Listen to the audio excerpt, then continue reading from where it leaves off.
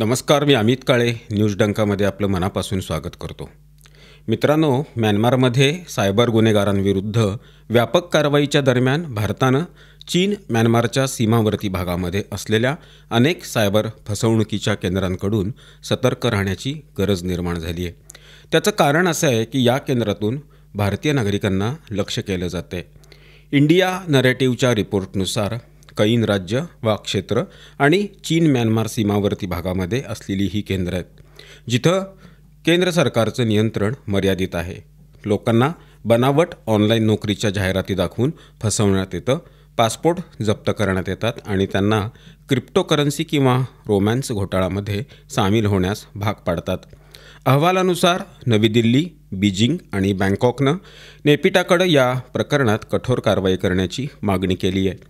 म्यानमारच्या सैन्य माहिती मंत्रालयाच्या एका निवेदनात सांगण्यात आलं आहे, त्यांच्या फोर्सनं गेल्या 5 वर्षात ऑनलाईन फसवणूक, मनी लॉन्ड्रिंग आणि मानव तस्करीसारख्या के पार्कवर कारवाई केलेली आहे. 2000पेक्षा जास्त लोकांना ताब्यात घेण्यात आलं असून फसवणुकीसाठी वापरलेले अंदाजे 30 स्टारलिंक सॅटेलाईट टर्मिनल जप्त करण्यात आलेले आहेत. हे सायबर हब्स भारतासाठी चिंतेचे विषय बनलेले आहेत. यावर्षी मार्चमध्ये परराष्ट्र मंत्रालयानं पुष्टी केली होती की म्यानमारसह दक्षिण पूर्व आशियातील सायबर फसवणूक केंद्रांमधून सुमारे 300 भारतीय नागरिकांना वाचवण्यात आलं. अहवालानुसार नंतर थायलंडच्या मार्गे आणखी 540 लोकांना परत आणण्यात आलं. खरं तर सशस्त्र गटांवर नियंत्रण, भ्रष्टाचार आणि परकीय गुन्हेगारी गुंतवणुकीचं मिश्रण असलेली प्रशासन व्यवस्था म्यानमार सायबर गुन्ह्यांचे केंद्र बनलेली आहे. रिपोर्टमध्ये असंही म्हटलं आहे की म्यानमारच्या सैन्याची के पार्कवरील छापेमारी शेजारच्या देशांना सांगते की ते सीमा सुरक्षा लागू करू शकतात. तथापि आव्हानं अद्याप कायम आहेत, कारण या केंद्रांच्या मागील नेटवर्कचा संबंध सीमा पार तस्करी आणि क्रिप्टो फसवणुकीशी खोलवर जोडलेला आहे. आता जाऊ मध्य प्रदेशमध्ये. मध्य प्रदेशच्या बुरहानपूरमधील एका शासकीय शाळेत शिक्षक जबूर अहमद तडवी यानं विद्यार्थ्यांना सूर्यनमस्काराऐवजी नमाज शिकवण्याचा प्रयत्न केल्याचं प्रकरण उघडकीस आलेलं आहे. देवारी गावातील शासकीय प्राथमिक शाळेत शिक्षक तडवी यानं हिंदू विद्यार्थ्यांना नमाज शिकवण्याचा प्रयत्न केला. काही विद्यार्थी घरी जाऊन नमाज करत असल्याचं दिसल्यानंतर पालकांनी त्यास विरोध केला. जेव्हा पालकांनी कारण विचारलं तेव्हा मुलांनी सांगितलं की त्यांना जबूर तडवी यानं हे शिकवलेलं आहे. पालकांनी शाळेच्या प्राचार्यांकडे तक्रार केली. प्राचार्यांनी ही माहिती जिल्हा शिक्षण अधिकाऱ्यांच्यापर्यंत तात्काळ पोहोचवली. जिल्हा शिक्षण अधिकाऱ्यांनी त्या शिक्षक तडवी याला निलंबित केलेलं आहे. या प्रकरणाची माहिती हिंदू जागरण मंचला मिळताच त्यांनी संताप व्यक्त करून संबंधित शिक्षकाविरुद्ध कठोर कारवाईची मागणी केलेली आहे.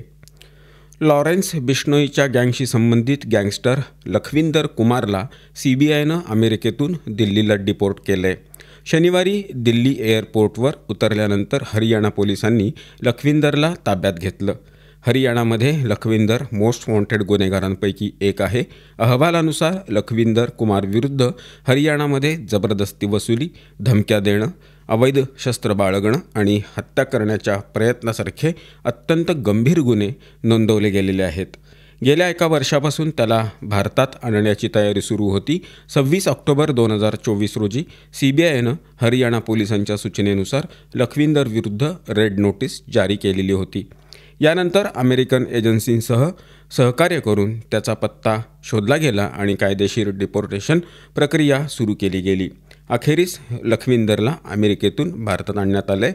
या ऑपरेशनमध्ये भारताच्या नॅशनल सेंट्रल ब्युरोनं महत्त्वाची भूमिका बजावलेली आहे. आता जाऊ उत्तर प्रदेशमध्ये.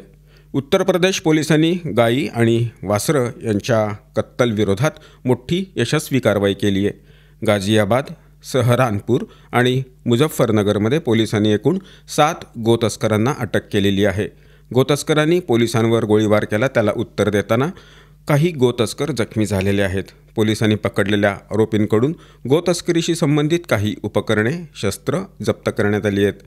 गाझियाबादच्या मोदीनगरमध्ये पोलीस आणि गोतस्कर यांच्यात चकमक झाली.